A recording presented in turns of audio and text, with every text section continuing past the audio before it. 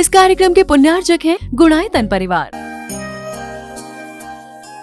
गुणायतन परिवार द्वारा भोपाल में बड़ी सार्थक पहल की गई है, जिसमें बच्चों को संस्कार युक्त और गुणवत्तापूर्ण शिक्षा देने का मौका मिल रहा है। ये बच्चों की व्यवस्था की गई है, जिसमें 6वीं 7वीं के बच्चे इस साल लिए जाएंगे और 11वीं 12वीं और सीए फाउंडेशन के बच्चों को यहाँ रखा जाएगा। ये मेधावी छात्रों को प्रावीण्य के आधार पर उसे प्रविष्टि मिलेगी। पूरे देश भर से प्रविष्टियाँ आएगी। प्रत्येक कक्षा में मात्र 30-30 बच्चों का ही चयन होगा और चयनित बच्चे वे होंगे जो अपनी प्रतिभा के बल पर चुने जाएंगे और उनको एक प्रकार की स्कॉलरशिप दी जाएगी। ये छात्रवृत्ति के तहत पढ़ेंगे। गुणायतन के समाज कल्याण की दिशा में एक बहुत अच्छी पहल है और ये सार्थक पहल है। इसकी शुरुआत भोपाल से हो रही है। ये भोपाल वालों के लिए बहुत गौरव का विषय है। इसके लिए गुणायतन के साथ विद्यासागर इंस्टीट्यूट और सेज और एपीटी, इन तीनों को भी मैं बहुत बहुत आशीर्वाद देता हूँ।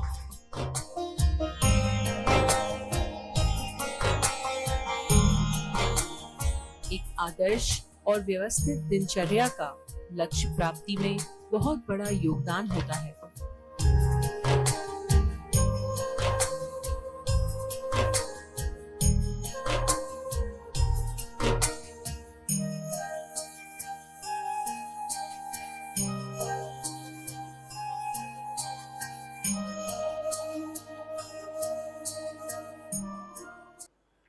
एक बार एक व्यक्ति ने आके कहा, महाराज बहुत परेशान। मैंने पूछा, भाई क्यों परेशान?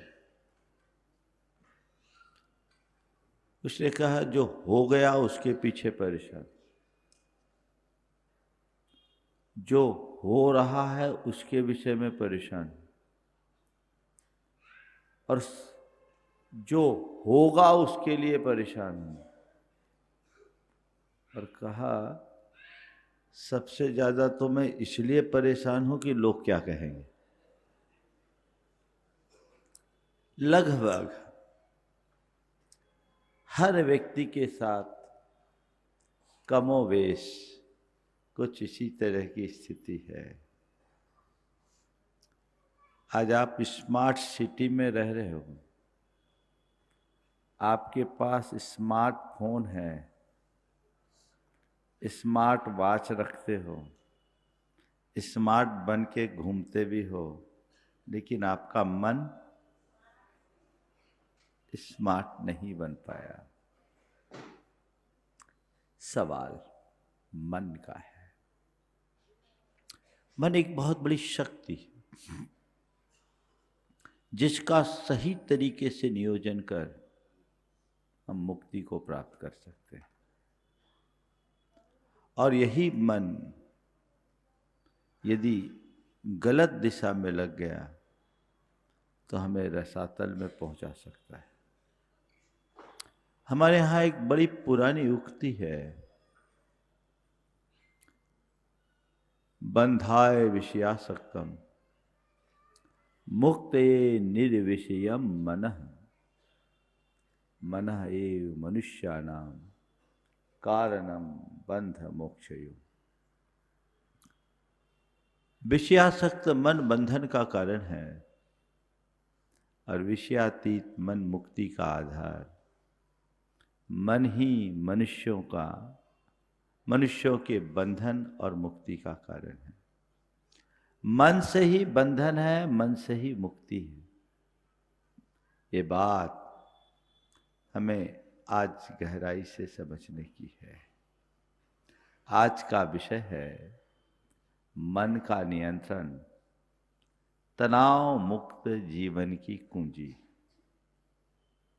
मैं समझता हूं जिसका मन पर नियंत्रण है वह मजे में है, और जो मन के नियंत्रण में है वो हमेशा परेशान है। जीवन का मजा लेना है तो मन पर नियंत्रण रखो, और जीवन भर परेशान होना है तो मन के नियंत्रण में रहो। मन पर उसका ही नियंत्रण होता है जो मन का मालिक बनता है, लेकिन जो मन का गुलाम होता है, मन का उस पर नियंत्रण होता है। आज हम देखेंगे कि हमारी स्थिति क्या है। हम मालिक हैं या गुलाम बनकर जी रहे हैं। हम अपने जीवन को एक मजा की तरह जीना चाहते हैं या जीवन को एक सजा की भांति काटना चाहते हैं। संत कहते हैं जीवन एक मजा है, मजा लो, इसे सजा मत बनाओ, सजाओ, आगे बढ़ाओ। 4 बातें आज के संदर्भ में कहूंगा। मानना, मनाना, मोड़ना और तोड़ना। मानना, मनाना, मोड़ना और तोड़ना। मन की मानना,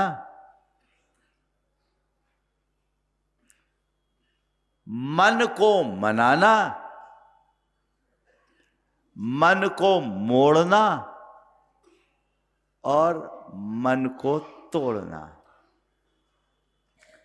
मन की मानोगे तनाव में रहोगे, परेशान रहोगे। थोड़ा तनाव को हम समझ ले। ये हमारा मन ही तनाव उत्पन्न करता है। तनाव का संबंध बाहर की परिस्थितियों से नहीं, हमारी मनस्थिति से है। काम का बोझ तनाव नहीं देता, मन का बोझ तनाव देता है। अगर मन में बोझ है, मनस्थिति अनुकूल नहीं है, तो सब कुछ अनुकूल होने के बाद भी मन में तनाव और चिंता होगी। और आपने अपने मन को साध लिया तो आपके ऊपर चाहे कितना भी वजन क्यों ना हो, आप अपने आप को निर्भर महसूस करेंगे। खेल मन का है। अभी हम लोग क्या करते हैं? ओम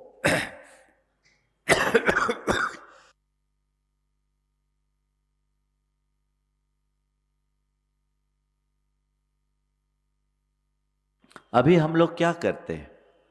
24 घंटे मन की मानते हैं और मन तनाव देता है। तनाव क्यों आता है? मेरे देखे तनाव के 4 कारण हैं।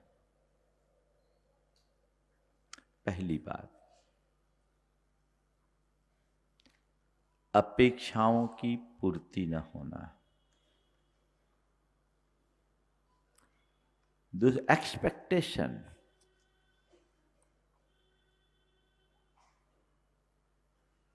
जितनी अधिक अपेक्षाएं होती है, मन में उतना अधिक तनाव होता है। दूसरी बात है कंपैरिजन, तुलना की वृत्ति। तीसरी बात है अतीत की स्मृतियां और भविष्य की चिंता। ये हमारे मन को तनाव उत्पन्न करता है, तनाव देता है। और चौथी स्थिति है परिस्थितियों से असामंजस्य। ये चारों चीजें मन पर है। अपेक्षाएं कहां होती हैं? मन में। पहले हम थोड़ा मन को जान ले, मन को पहचान ले। मन क्या है? मन दिखता है किसी को? हाँ? मन किसी को नहीं दिखता, पर वो अपना खेल दिखाते रहता है। हमारे विचार, हमारे भाव, ये सब मन के ही तो पर्याय हैं।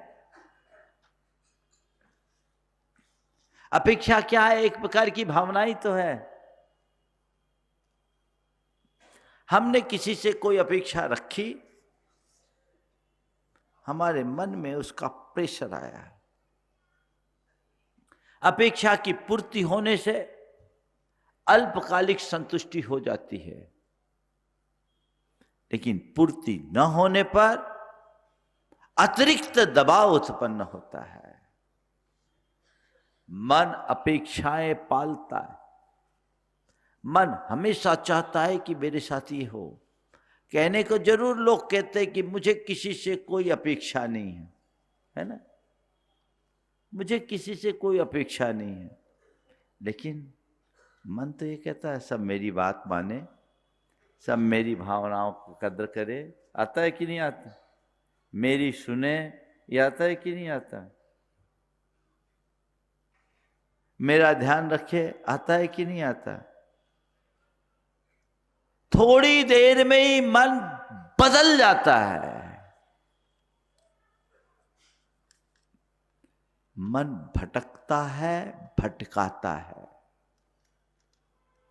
उसके परिणाम स्वरूप हम कहीं रहते हैं और कहीं पहुंच जाते हैं।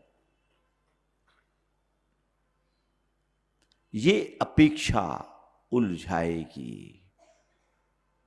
अपने अंदर उतर करके देखिए कि मेरे हृदय में अपेक्षाओं की क्या स्थिति है। कितनी और कैसी अपेक्षा को मैं पाल रखा हूं।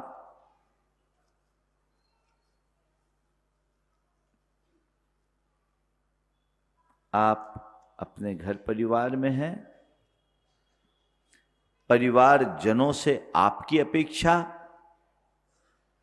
और परिवार जनों की आपसे अपेक्षा। मन उसके दबाव में रहता है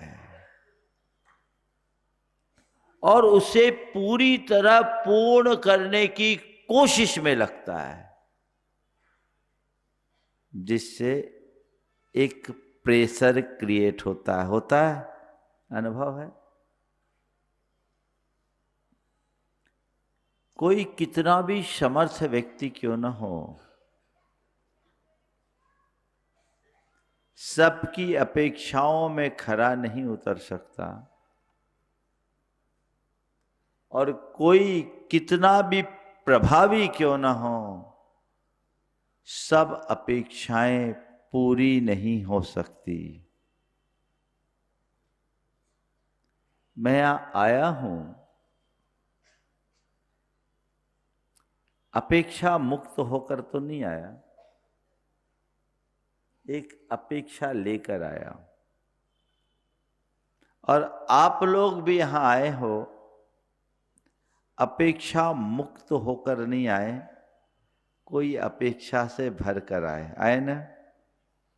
क्या अपेक्षा है? मेरी यही अपेक्षा है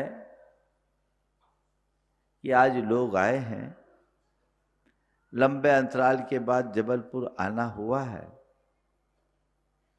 इन लोगों ने एक बड़ा आयोजन रखा है। आप लोगों को कुछ दिशा दृष्टि दे सकूं, दूं, आप जितना लाभान्वित हो सके हों। आपको लाभान्वित करने की एक अपेक्षा मेरे मन में है। आप भी इसी भाव से आए हो कि महाराज जी आए हैं, अभी तक तो टीवी पर बैठ करके प्रवचन सुनते थे, अब प्रत्यक्ष सानिध्य में बैठ करके प्रवचन का लाभ लेंगे।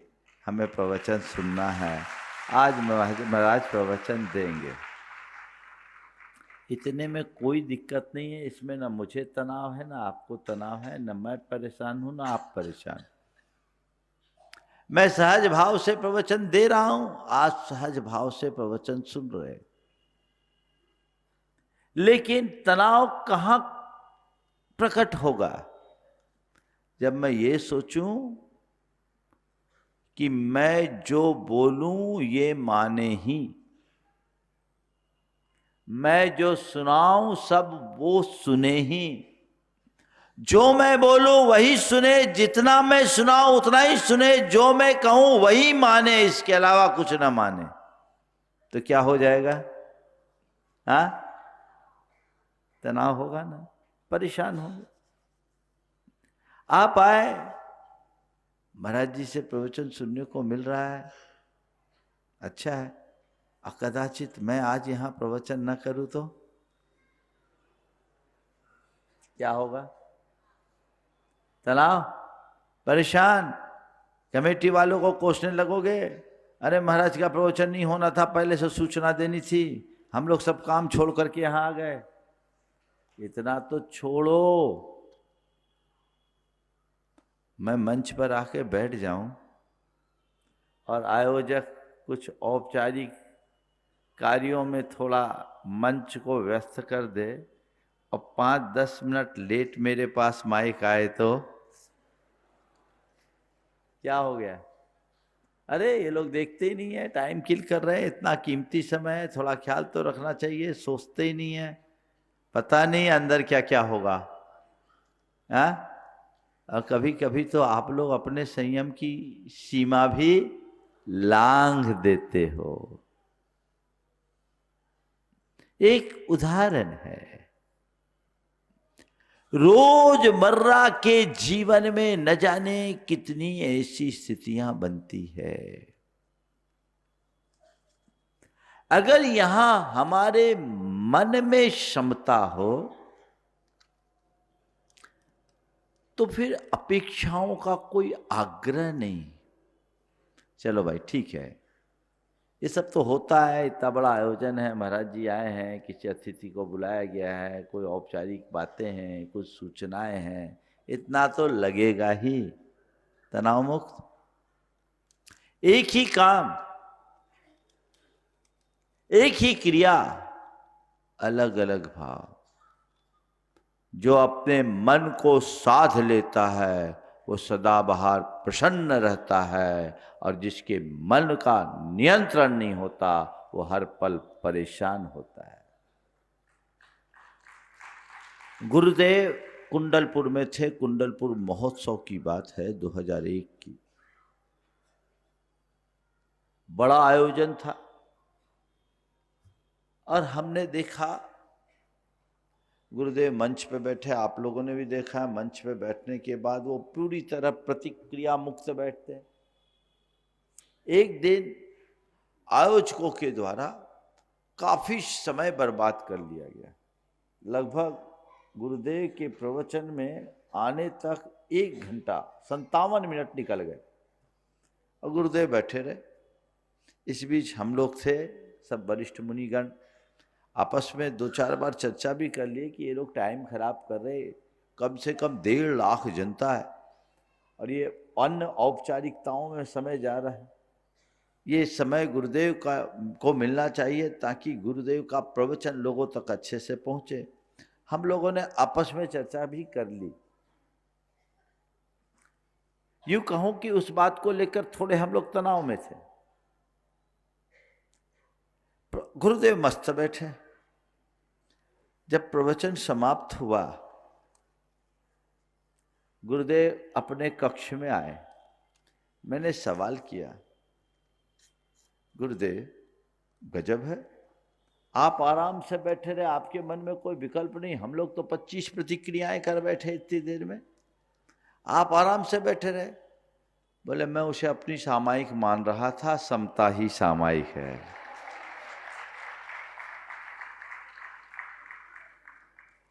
बात समझ में आ रही?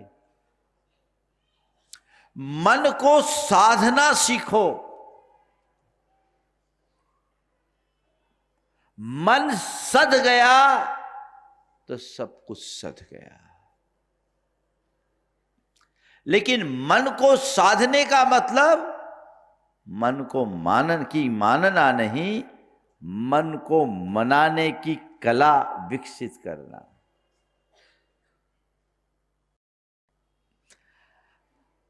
अपेक्षाएं होगी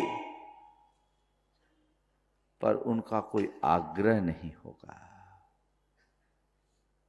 मन के प्रतिकूल घटनाएं घटेगी पर मन विचलित नहीं होगा।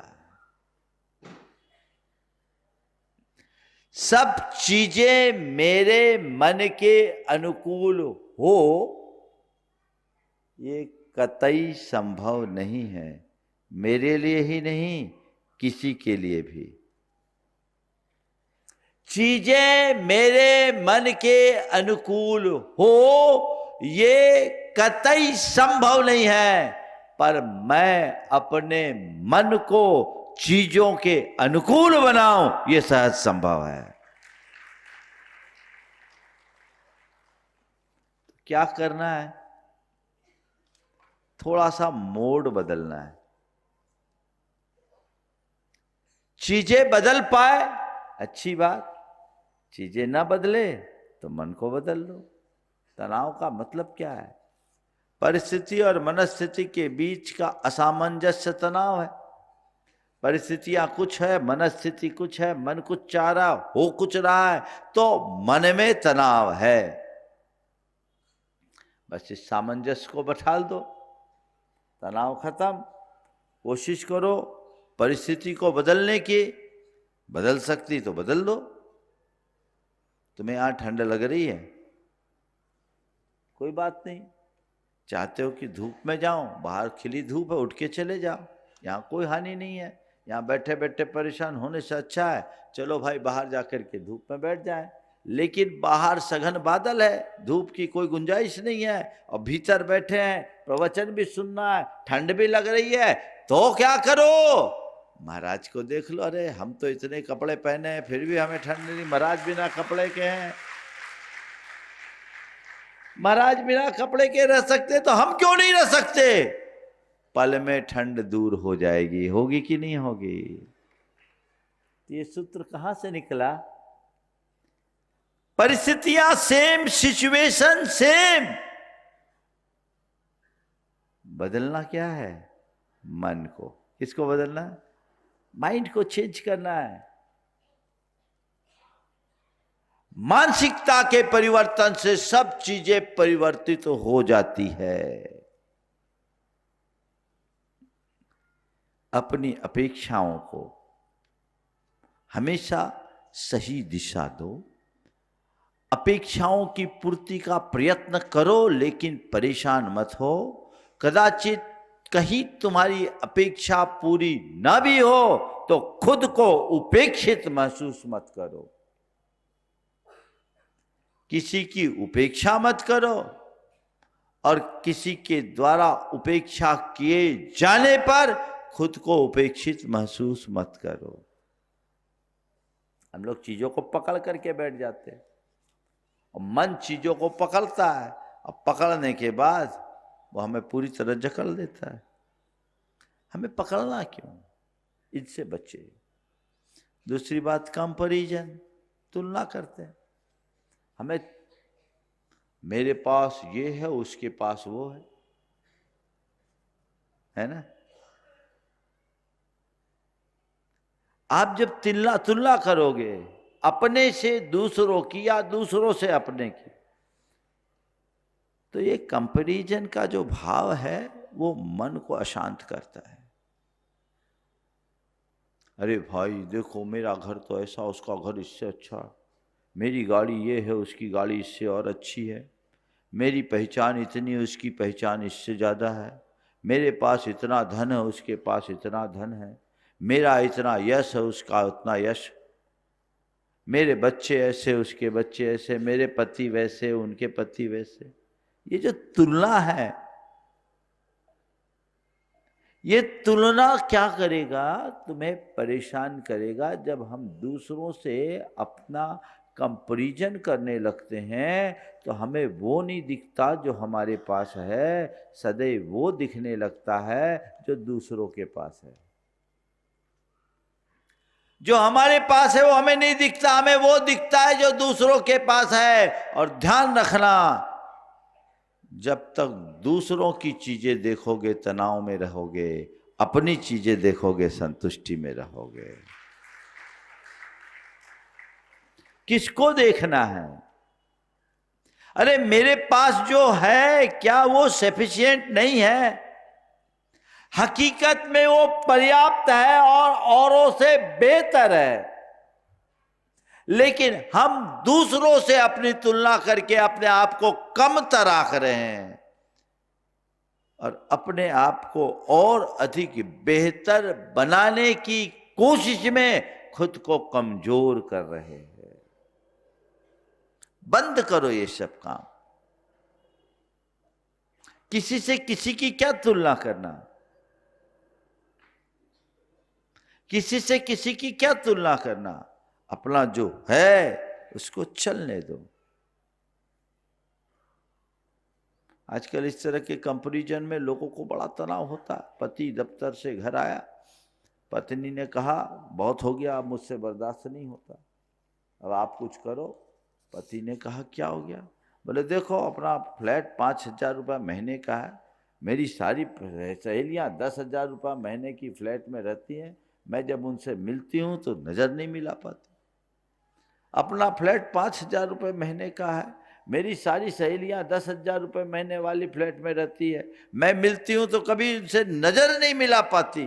पति ने कहा अपना फ्लैट अच्छा है, काम चल रहा है, क्या करना है, अपनी जो आमदनी है उसके हिसाब से फ्लैट अच्छा है।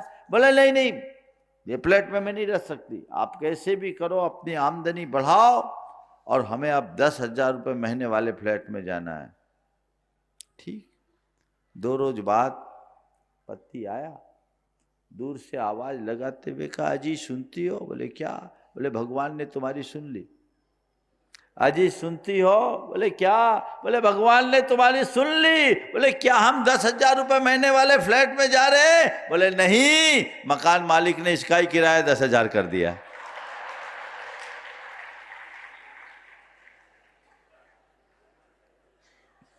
क्या कहानी है? ये आदमी को अंदर से तोड़ने वाली वृत्ति है। आप अपने अंदर उतर करके देखो, तुम्हारा मन हमेशा तुलना करता है कि नहीं करता है?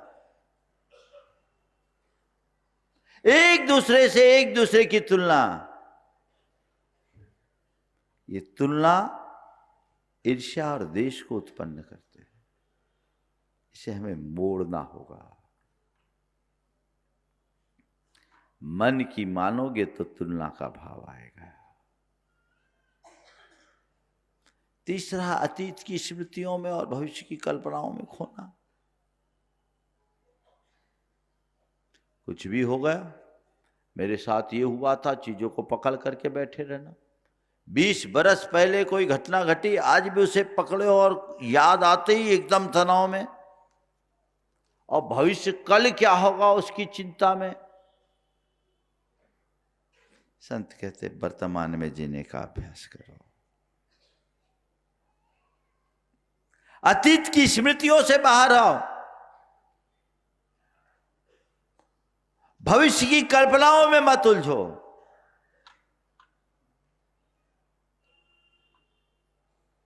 वो तुम्हें उलझाएंगे, परेशान करेंगे। जो वर्तमान है उसे देखो, तो जीने के लिए तो वर्तमान ही है। अतीत से अनुभव लो, भविष्य के प्रति सतर्क रहो, लेकिन अतीत की स्मृतियों में मत खो और भविष्य की प्रति शंका से मुक्त रहो। सतर्क रहना और शंका करना बड़ा अंतर है। कल मुझे क्या करना है इसके बारे में आज सोचना समझदारी है, लेकिन कल कुछ हो न जाए इसकी चिंता में उलझना पागलपन। मन क्या करता है? मन या तो अतीत में उलझाता है या भविष्य में भ्रमाता है। यही है ना, ये चीजें मन की है, तो मन की मानोगे तो तनाव बना रहेगा। मन परिस्थितियों के साथ सामंजस्य नहीं बिठाने देगा जब तक मन की मानोगे। मन तो चाहेगा सब मैं जैसा चाहूं वैसा हो, मन बहुत बड़ी शक्ति है, बहुत शक्तिशाली है, लेकिन उसमें इतनी शक्ति नहीं कि जो चाहे वो कर पाए, हो ही नहीं सकता। तो फिर क्या करो? मन की मानने की जगह मन को मनाना शुरू कर दो। तनाव मुक्ति का उपाय मन को मनाना सीखना। मन जब कुछ चाहता है तो मन में बड़ा उद्वेग उत्पन्न होता है। यही उद्वेग तनाव को जन्म देता है। और अगर हमने उस समय मन को मनाना सीख लिया, तनाव शांत। अभी आप लोग यहां बैठे हो, बड़ी निश्चिंतता से बैठे हो कि नहीं? कंफर्ट फील कर रहे हो? पर आपके पास कोई कंफर्ट है? सामान से फर्श पर बैठे हो, जमीन पर बैठे हो, फिर भी बड़े निश्चिंत हो। क्यों? क्यों? महाराज मन बनाकर आए हैं, प्रवचन सुनना है ना? और आप मान लो किसी के घर गए और वो आपको ऐसी फर्श पर बैठने के लिए बोले, और वो भी तब जब वो खुद सोफा पर बैठे हो, क्या होगा? बोलो, क्या होगा? हैं? एक्सेप्ट करोगे? क्यों? जिन चीजों के साथ मन राजी होता है वह प्रतिकूल होने पर भी अच्छा लगता है, और जहां मन राजी नहीं वह अनुकूल में भी अच्छा नहीं होता। ये सार है सबके जीवन के अनुभव का। तो क्या करना है? मन को मनाओ। मन को क्या कह के मनाओ? चीजें हमारी इच्छा के अनुरूप नहीं होती, वे अपने नियमों से नियंत्रित होती है। इतनी बातें मन में बिठाल दो। ये कूड़ है। घटनाएं घटेगी, चीजें होगी, पर मेरे मन के अनुरूप वो नहीं हो सकती। नैमित्तिक संबंध है। तूने चाहा लेकिन नहीं है, ठीक है, मन को मनाना सीखो। एक बार की बात, कड़ाके की ठंड थी, 30 दिसंबर का दिन। भोपाल से हमें भोजपुर जाना था। रात भर घने बादल, बारिश हुए। सवेरे भोजपुर पहुंचना था। हम लोग एक गांव में रुके हुए थे। बारिश तेज और कार्यक्रम निश्चित था। 1 जनवरी का, 31 तारीख का 2 दिन का कार्यक्रम था, उसमें हमें पहुंचना था। बारिश तेज, क्या करे? हम लोगों ने सोचा आधा घंटा बारिश नहीं होगी तो निकलेंगे। 30 मिनट हो गए, बारिश नहीं हुई। हमने कहा निकलो। 5 मिनट चले और तेज बारिश शुरू। 5 मिनट चले और बारिश चालू, और साए साए हवा, इतनी तीखी हवा कि कान में हम लोगों को हाथ लगाना पड़ा, कान में पानी न घुस जाए, बौछार युक्त। 13 किलोमीटर चले। अब तो निकल गए तो कोई उपाय नहीं, चलना ही है। चले, उमंगों से भर करके चले। हम लोग भी चले, हमारे साथ जितने श्रावक श्राविकाएं थी वो भी चले। भगवान के दर्शन किए। दर्शन करके जब कक्ष में आए तब पानी रुका। लगभग 2-2.5 घंटे निरंतर बारिश होती रही। अब आहार चर्या को उठे। ठंड तो थी। देखो, मन को मनाने का खेल आपको बताता हूं, और साधना क्या है ये आपको बताना चाहता हूं। जब आहार को निकले तो मन में आया कि आज अच्छा तेज गर्म पानी मिल जाए तो अच्छा है। तेज गर्म पानी, ठीक है। अब एक वहाँ के जो एक लालचंद जी बाबा जी थे, जो वहाँ के बड़े क्षेत्र के उद्धारक और सेवक थे, मैं उनके चौके में चला गया। उन्होंने जो चौका लगाया था, जो कमरा था, बहुत छोटा 8 बाई 10 का कमरा होगा, छोटा सा कमरा। मेरा जो आसन लगाया, दोनों तरफ दरवाजे, क्रॉस वेंटिलेशन, हवा साए साए। मन ने कहा यहाँ तो बहुत तेज हवा, इधर उधर देखा,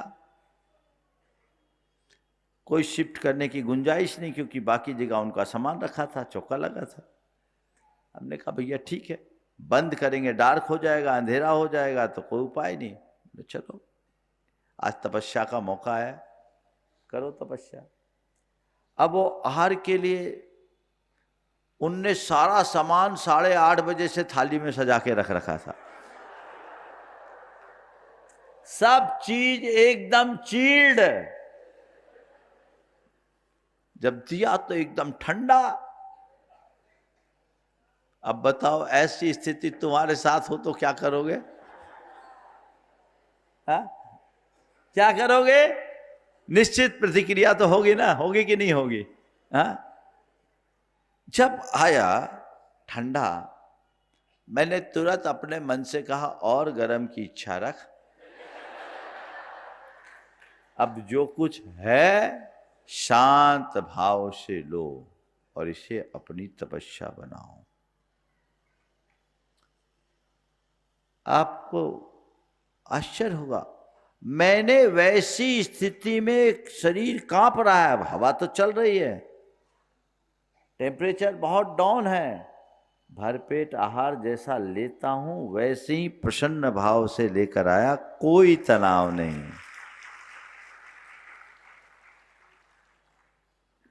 ये क्या है? मन को मनाने की कला, इसी का नाम साधना है। मन को जानो, मन को साधो, मन को मनाना सीखो। मन की मानोगे परेशान होगे और मन को मनाने में समर्थ हो जाओगे, हर पल प्रसन्न बने रहोगे।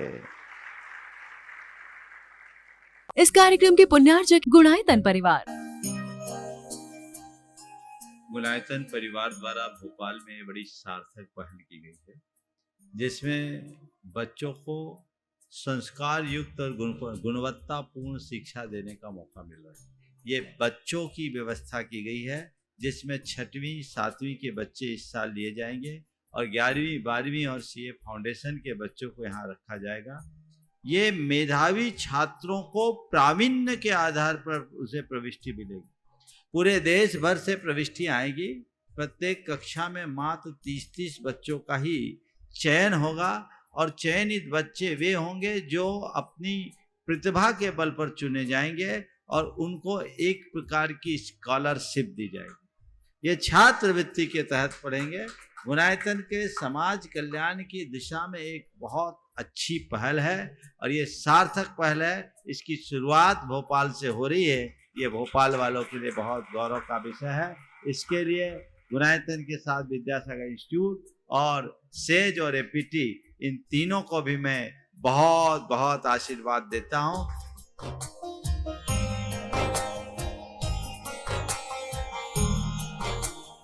एक आदर्श और व्यवस्थित दिनचर्या का लक्ष्य प्राप्ति में बहुत बड़ा योगदान होता है।